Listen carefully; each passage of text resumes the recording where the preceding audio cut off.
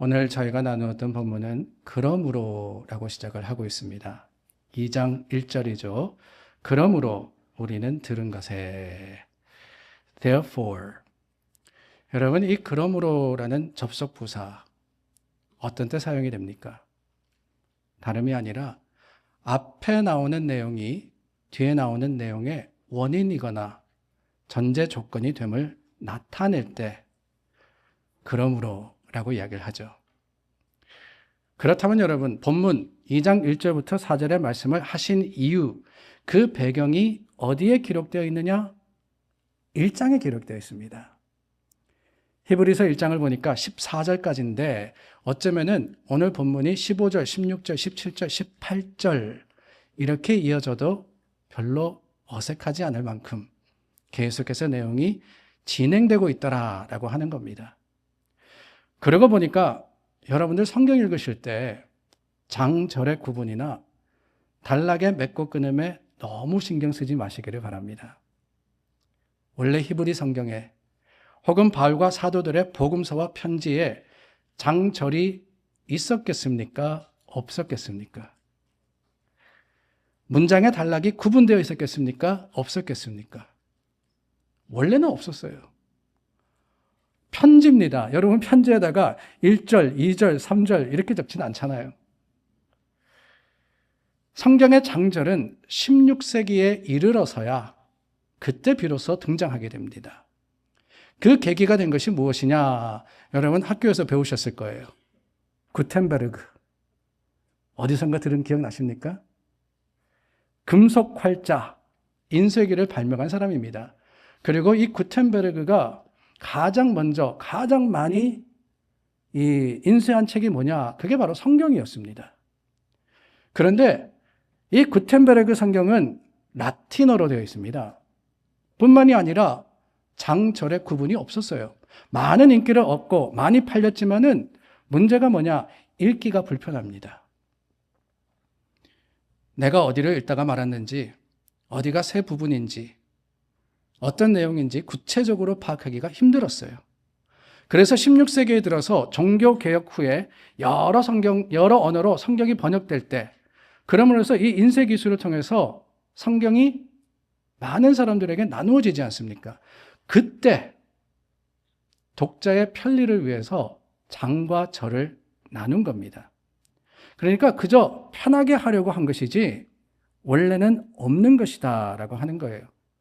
그러니까 장이 끝났다 그래서 내용이 끝난 게 아닐 때도 있고 중간에 절이 바뀐다라고 해서 개별된 부분이 아닐 때가 더 많습니다. 그래서 우리가 성경을 읽을 때 항상 지혜롭게 읽는 그 비결이 뭐냐? 여러 번 말씀드렸지만은 앞뒤를 함께 살펴봐야 되는 거예요. 내가 읽는 이 말씀 앞에는 어떤 내용이 있고 그 후에는 어떤 교훈이 나오는가? 2장 1절과 4절부터만이 아니라 그 앞에 나오는 1장, 여기 나오는 말씀과 연계해서 살펴볼 때 도대체 무슨 이야기냐? 사실 1절부터 4절이 좀 복잡하고 어렵거든요. 표현이 힘듭니다. 근데 그것이 다름이 아니라 우리와 구원에 대해서 설명해 주시는 거예요. 우리는 어떤 사람이었습니까? 원래 죄로 인해서 하나님의 심판과 진노의 대상이었습니다. 그 죄로 인해서 하나님과의 관계가 끊어져서 하나님으로부터 멀어진 사람들입니다. 그런데 그런 우리를 하나님이 그냥 버려두신 것이 아니라 은혜를 베풀어 주셔서 구원받음으로써 이제는 하나님과 교제하는 자가 되었다는 거예요. 이 하나님, 어떤 하나님이시냐? 천지 만물을 지으시고 보이는 것과 보이지 않는 것들을 주장하시는 분이십니다. 1장 10절 말씀해 보니까 태초에 주께서 땅에 기초를 두셨으며 하늘도 주의 손으로 지으신 바라 라고 하고 있거든요. 모든 권세와 능력을 가지신 그분, 생명을 주시기도 하고 거두시기도 하며 인생과 역사를 통치하시는 분인 그 하나님이 예수 그리스도를 통해서 우리에게 하나님과 연합할 수 있는 길을 열어주셨습니다. 그게 바로 구원이라는 거예요. 그 구원으로 말미암아 십자가의 은혜로 말미암아 이제 우리는 하나님과 교제함으로써 말로 다 설명할 수 없는 은혜와 위로를 받았습니다. 거칠고 험한 세상을 살아가면서 힘들고 실망될 때가 많지만 여전히 우리가 넘어지지 않는 것, 왜 그렇습니까? 주신 구원으로 이루어 주신 영원한 나라의 소망이 있기 때문이 아닙니까? 더 이상 우리가 보는 것은 현실이 아니에요. 나를 구원하신 하나님의 약속, 그 영원한 나라를 바라보게 되었고, 그뿐이 아닙니다. 그 소망을 가지고 살아가는 사람들에게 하나님은 순간순간 도우시고 위로하셔서 우리를 세상을 이기는 자를 삼아주신 겁니다. 그래서 에베네셀이라고 하죠. 에베네셀. 무슨 뜻입니까? 여기까지 인도하셨다. 하나님이 여기까지 인도하셨습니다. 고백할 수 있는 사람들이 되었다는 거예요. 제가 길게 말씀드렸지만 이 내용이 뭐냐? 그게 1장이에요. 1장. 하나님이 우리에게 구원을 베풀어 주셨다. 그런데 받기만 하고 마는 겁니까? 우리가 구원을 받았기 때문에 그것으로 모든 것이 끝이 났습니까? 아니라는 거예요.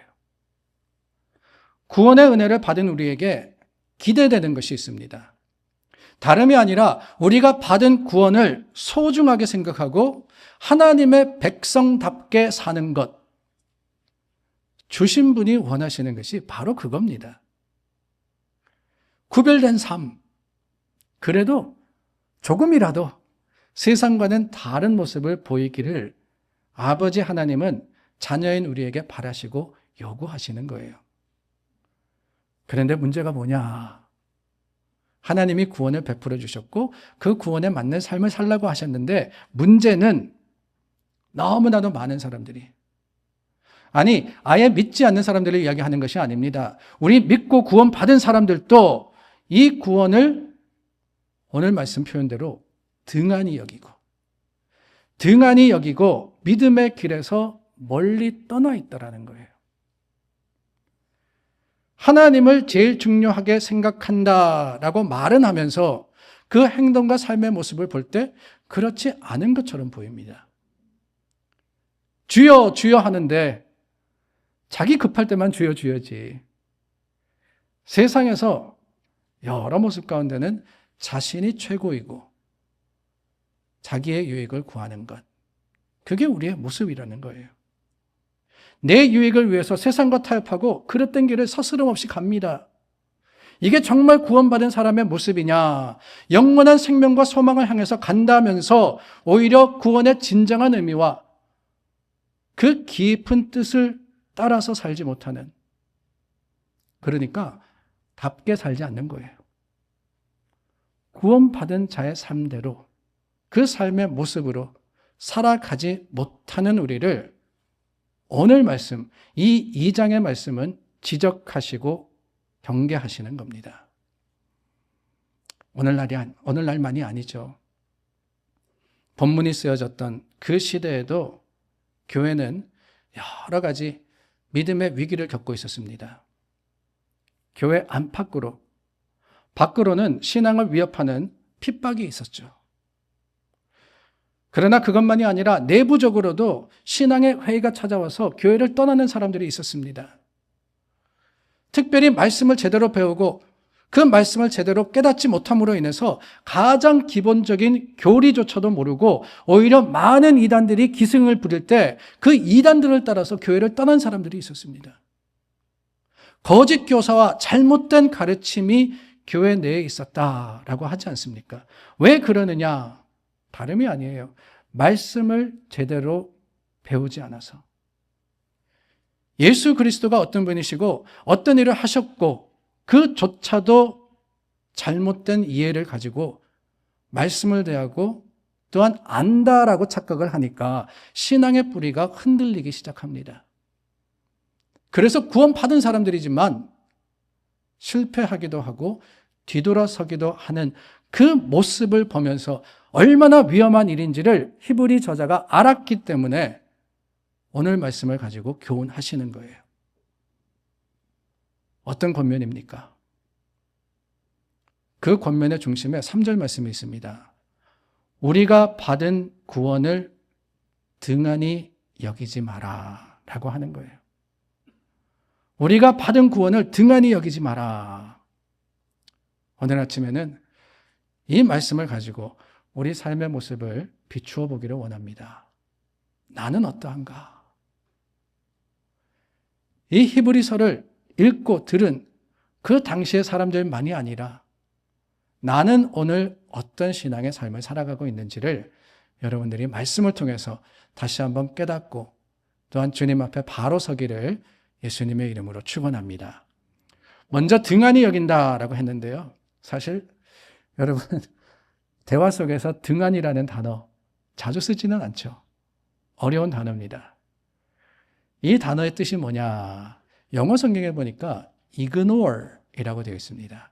ignore, 무시한다라는 거죠. 업신여긴다라는 뜻입니다.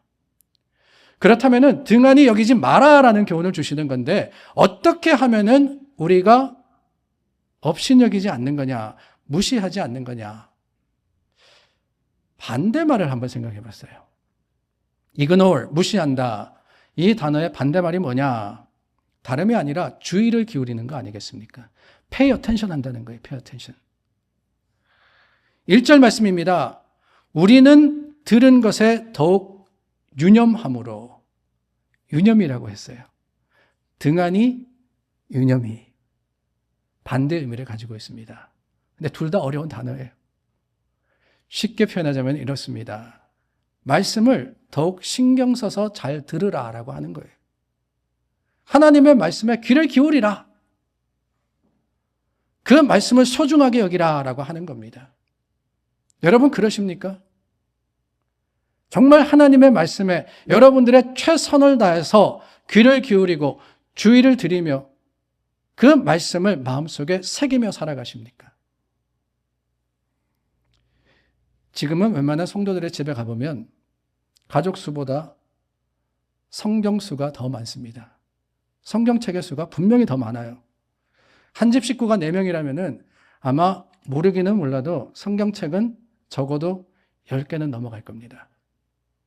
저도 말씀을 준비하면서 세어봤어요. 내게 성경이 몇 개나 있나? 사무실에 있는 거, 집에 있는 거, 차에 있는 거 다 세어려 보니까 한 15개가 넘더라고요. 개역 한글, 개역 개정, 새번역, 관주 성경, 히브리 성경, NIV, KJV, NRSV. 여러분 저만이 아닐 겁니다. 여러분들도 가만히 생각해 보시면 책상에 모셔둔 성경도 있고요. 식탁에 놓여진 성경도 있고 가게에 놔둔 성경도 있을 겁니다. 저처럼 자동차 안에 주일에만 쓰는 성경도 있지 않을까라는 짐작도 해봅니다. 성경책이 없어서 못 읽는 게 아니에요. 안 읽는 거지. 설교도 듣고 싶은 대로 들을 수 있는 말씀이 흔한 듣기 쉬운 시대를 우리는 살아갑니다. 그런데도 말씀 듣는 게 왜 이리 어려울까요? 양을 말하는 게 아닙니다. 질을 말하는 거예요, 질. 말씀이 쉬지 않고 들려오고 전해지는데 다 흘러가 버립니다. 예전보다 오히려 말씀에 대한 갈증과 열망이 더욱더 깊어지기만 하지 도무지 해결되지 않는 것 같은 그런 때를 우리가 살아가고 있어요. 왜 그러느냐? 제대로 듣지 않아서. 유념하여라고 했죠. 유념하여.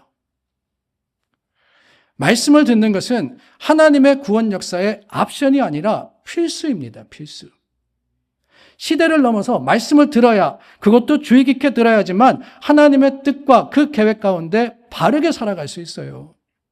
그렇지 않으면 어떻게 되느냐? 아니, 말씀 제대로 듣지 않는다 그래서 뭐 무슨 별일 있겠습니까? 아니에요. 별일 있습니다. 말씀을 주의 깊게 듣지 않아서 죽은 사람도 있어요. 하나님께서 소돔성을 불과 유황으로 심판하려 하실 때 아브라함을 생각하셔서 그곳에 사는 롯의 가족을 구원하시려고 했습니다. 아브라함이 롯에게 그 말씀을 전하면서 빨리 대피하라고 합니다. 롯도 이 소식을 듣고는 부지런히 나가서 사위들에게 말했습니다.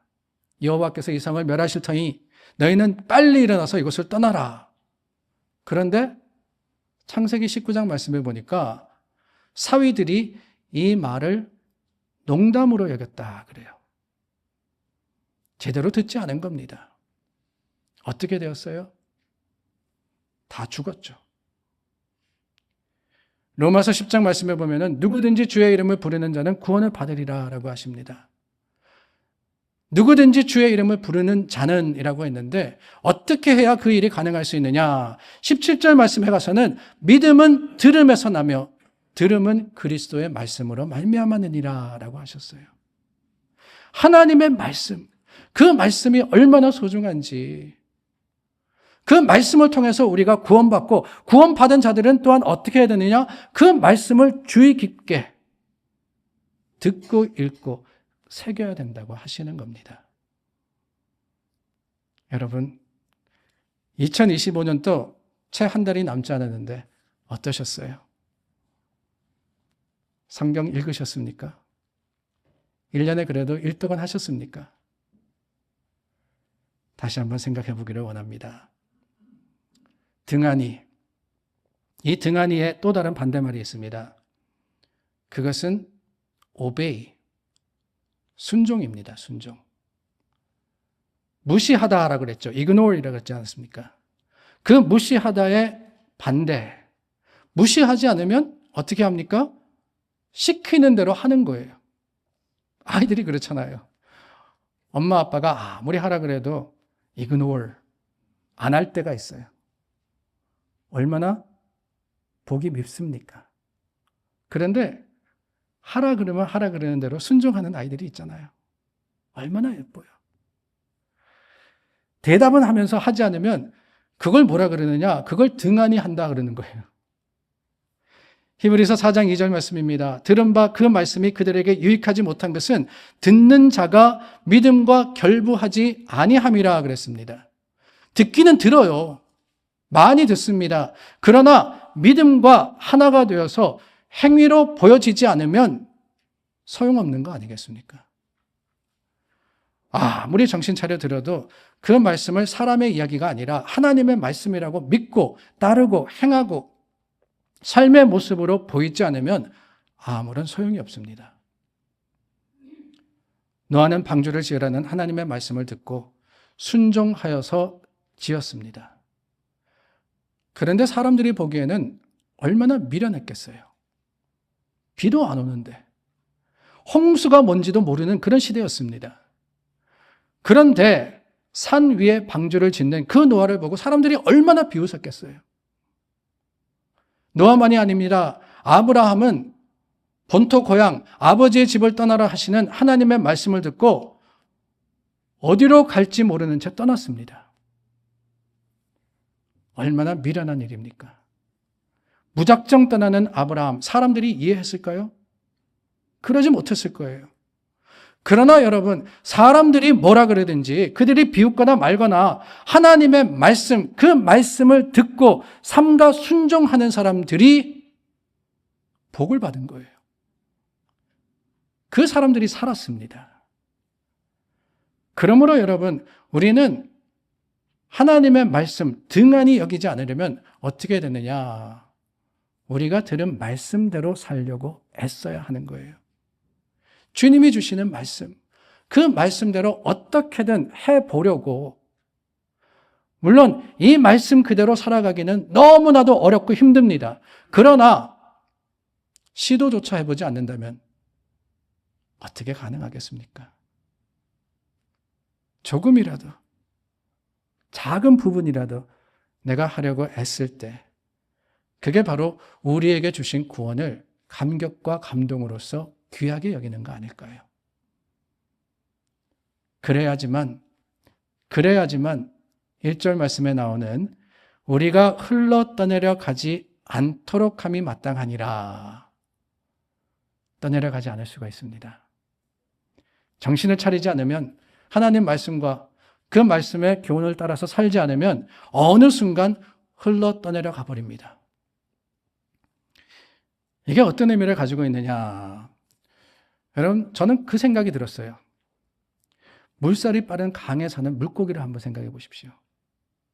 살아있는 물고기는 물살이 아무리 빠르고 급해도 떠내려가지 않습니다.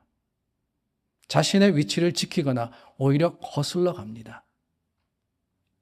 그런데 죽었거나 혹 병든 물고기가 있다.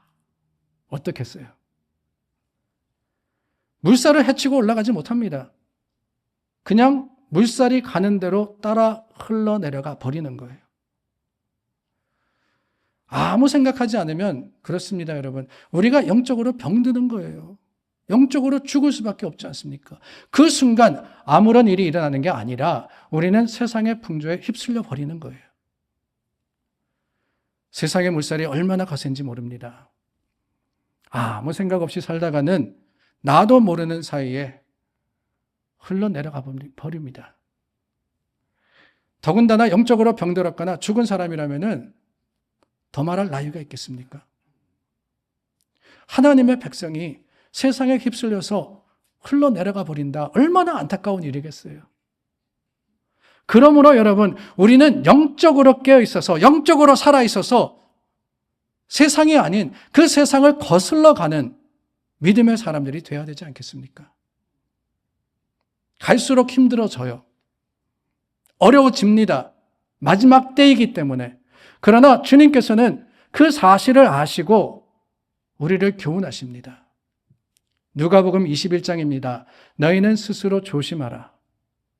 그렇지 않으면 방탕함과 술취함과 생활의 염려로 마음이 둔하여지고 뜻밖의 그날이 덕과 같이 너희에게 임하리라. 이날은 온 지구상에 거하는 모든 사람에게 임하리라. 이러므로 너희는 장차올 이 모든 일을 능히 피하고 인자 앞에 서도록 항상 기도하며 깨어 있으라. 항상 기도하며 깨어 있으라. 그래야 주님 앞에 바로 설 수 있는 거예요. 세상 풍조에 밀려 흘려 떠내려가지 않도록 늘 주님 안에서 영적으로 각성하고 있는 저와 여러분들이 될 수 있기를 바랍니다. 그렇습니다, 여러분. 우리에게는 이미 구원의 확신이 주어졌어요. 저와 여러분 다 구원받은 사람입니다. 그러나 3절 말씀과 같이 우리가 이같이 큰 구원을 등한히 여기면 예수님께서 십자가에 죽으심으로써 무기력하고 절망적인 그 인생들을 정말 귀한 은혜로서 단번에 구원하셨습니다. 예수 그리스도를 구주로 영접하고 주님을 찾는 자들의 죄와 허물을 다 씻어주셨고 우리에게 새 생명을 주셨고 나아가 하나님을 섬기고 열망하는 자들에게 영광과 능력을 허락하셨습니다. 제 말이 아니고요. 하나님께서 보장하셔요. 하나님께서.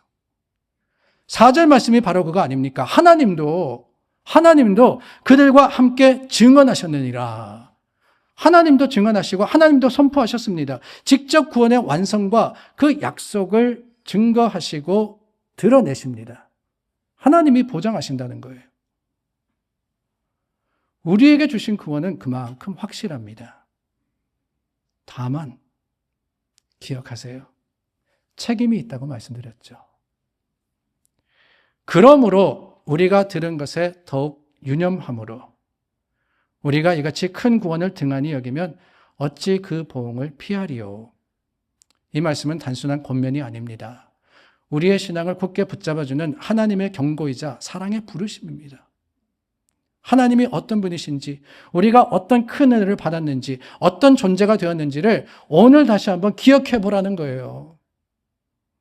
여러분 기억해 보십시오. 우리가 어떻게, 왜 이 자리에 나와 있는지. 세상을 살아가면서 습관적으로 뭐 종교 하나는 있어야 될 것 같으니까. 아닙니다. 하나님이 계획하시고 하나님이 여러분들을 한 분 한 분 직접 택하지 않으셨더라면 여기 있는 어느 누구도 이 자리에 감히 설 수가 없습니다. 그게 하나님의 계획이자 하나님의 은혜라는 거예요. 그 은혜로 우리가 이제는 사망이 아니라 생명으로 옮기었고 수많은 위기 가운데서도 하나님의 도우심으로써 에베네셀 하나님 찬양할 수 있는 자격을 얻지 않았습니까? 그러므로 여러분 이제 우리의 책임은 분명합니다. 그 구원에 소홀하지 않고 그 구원을 등한히 하지 않으려면 어떻게 하느냐? 말씀에 귀를 기울여서 그 말씀을 하나님의 명령으로 알아 순종하는 거예요. 세상 풍조에 휩쓸려 떠내려가는 죽은 물고기처럼 사는 게 아니고 여러분 하나님의 백성들은요 눈이 빠릿빠릿해야 돼요. 하나님 말씀으로 깨어 있어야 되는 거예요. 그럼으로써 세상의 물살이 아무리 거친다 할지라도 거슬러 올라갈 수 있는 생명력이 가진 그 생명력을 가진 살아있는 믿음의 사람들이 되어야 되지 않겠습니까? 그렇지 않으면 어느 순간 세상의 가치관이 우리를 끌고 가고 신앙의 중심이 흔들리며 예배와 기도, 말씀과 하나님을 향한 드림이 뒤로 물려나는 일이 생기게 됩니다. 하나님은 우리가 받은 이 큰 구원이 얼마나 존귀한 것인지를 저와 여러분들이 알기를 원하십니다. 예수 그리스도의 피로 주어진 새로운 생명, 절대로 값싸는 애가 아닙니다. 절대로.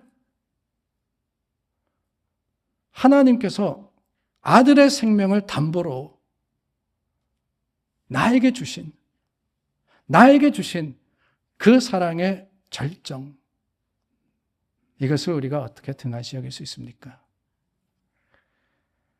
우리는 받은 구원을 소중하게 여기고 그 은혜에 합당한 삶을 살아야 됩니다.